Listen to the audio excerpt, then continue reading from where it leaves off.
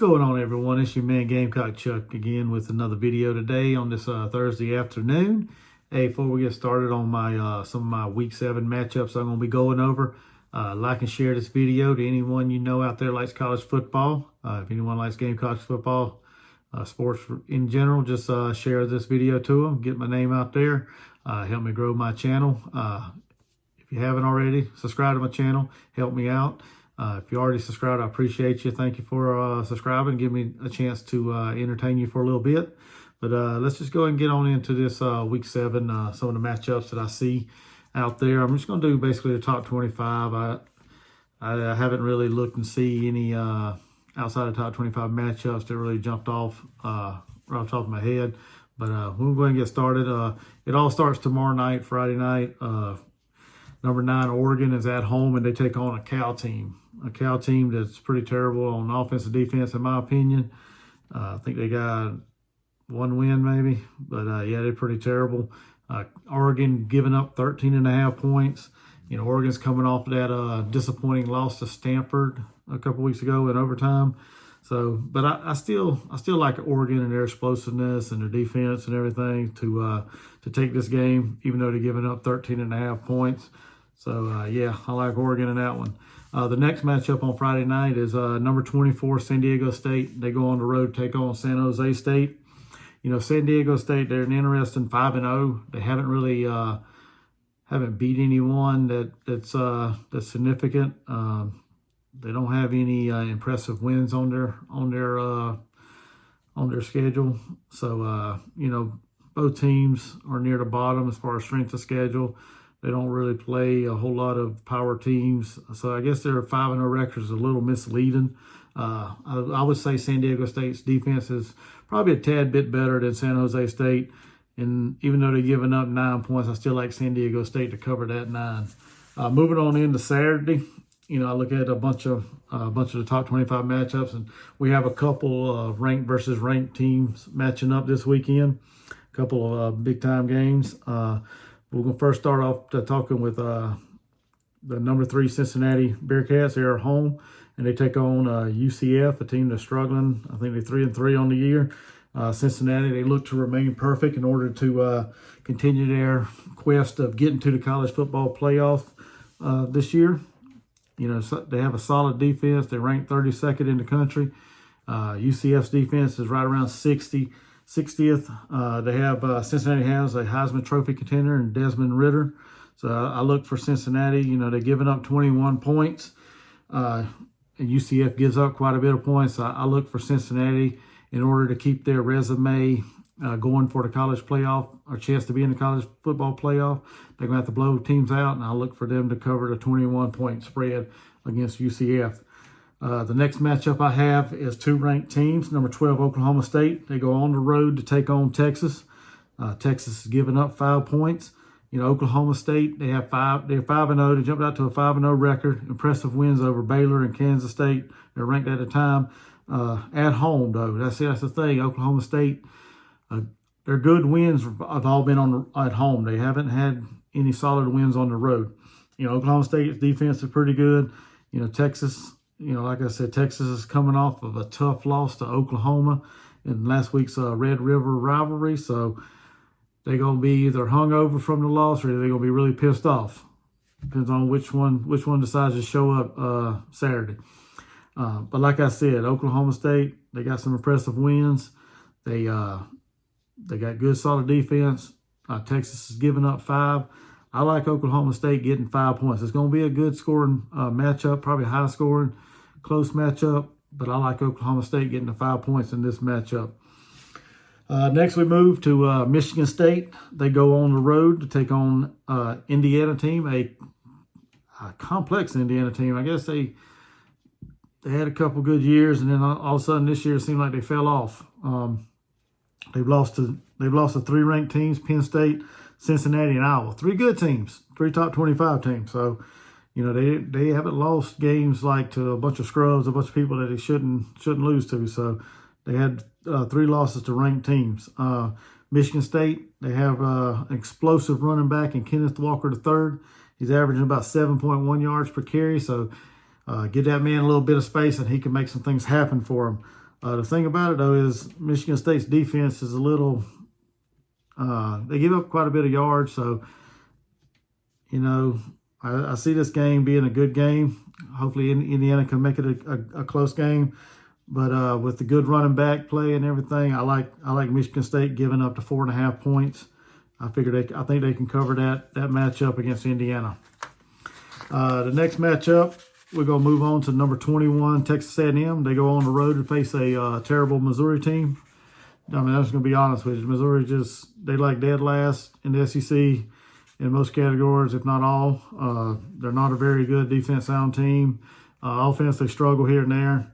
But Texas A&M, they come into Columbia, Missouri to take on the Tigers Saturday. And I don't know if I said this or not, but Texas A&M's giving up 9 points in this matchup.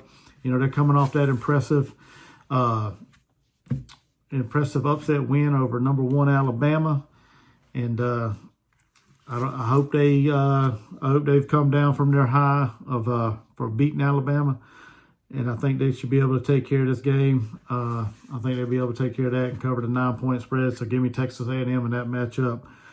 The next matchup we got two ranked teams going head-to-head, SEC East matchup. This is probably going to settle the SEC East, in my opinion. It's number 11, Kentucky. They go to Athens, Georgia to take on the Bulldogs. The Bulldogs are giving up 23 points, which sounds a little disrespectful, but, Georgia is the number 1 team overall. They have the number 1 defense in the country. Offense may be a little suspect at times, but, they are number 1 for a reason. And I guess that's why Vegas decided to put that big of a spread on it. Kentucky, they kind of hit and miss offensively. Defensively pretty solid.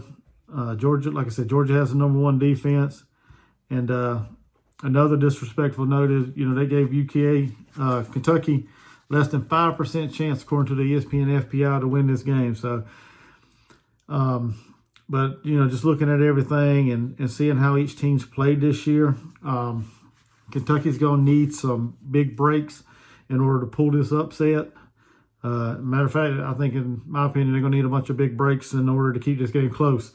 If they don't slow down Georgia offensively, or if Georgia gets in a good rhythm and starts scoring and putting on the points, it's going to be a long day for the Wildcats.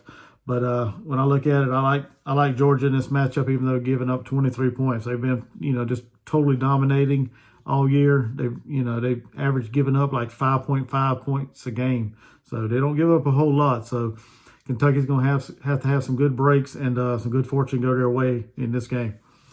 Next matchup, we're going to move on to Purdue. They go on the road to take on the number 2 team in the country, Iowa. Iowa's giving up 11.5 points. In my opinion, Iowa's kind of a unique team. They're solid on defense, and offense is kind of, you don't know what you're going to get week to week with Iowa. I feel like last week, if Sean Clifford wouldn't have got hurt for Penn State, we'd be talking a different ranking for Iowa, because I think Penn State would have beat them last week because they had everything rolling when Clifford was in there. But back to Iowa, though, I think just looking at Purdue, both defenses are pretty solid. But I think it's going to be a close game. I think it's going to be closer than what people think, what the experts think, an 11.5-point spread. And like I said, you never know what you're going to get from Iowa's offense. They're pretty solid on defense, but I like Purdue in this game getting 11.5 points. Next matchup, we're going to go to number 19 BYU. They go on the road to take on a good Baylor team. BYU's coming off of a terrible home loss to Boise State, and Baylor beat up on West Virginia last week, 45-20. They just pretty much dominated that game from start to finish, and come out of there with a win. I think Baylor's one of the more underrated team in the Big 12. I think they're pretty solid on offense and defense. So with that being said, Baylor's giving up 6.5 points, but I like Baylor to cover that spread and upset number 19 BYU. I'm not going to really say upset. I guess I shouldn't say that, because I think Baylor is a little better than BYU in my opinion. So next matchup we're going to look at is the number 5 Alabama Crimson Tide as they go on the road to Starkville, Mississippi, to take on the Mississippi State Bulldogs. Alabama's a 17-point favorite. They're giving up 17.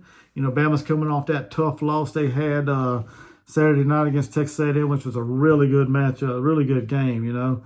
And they're gonna be hungry. They're gonna be mad. They're gonna be wanting to get revenge on a team. And Mississippi State just happens to be that team this week.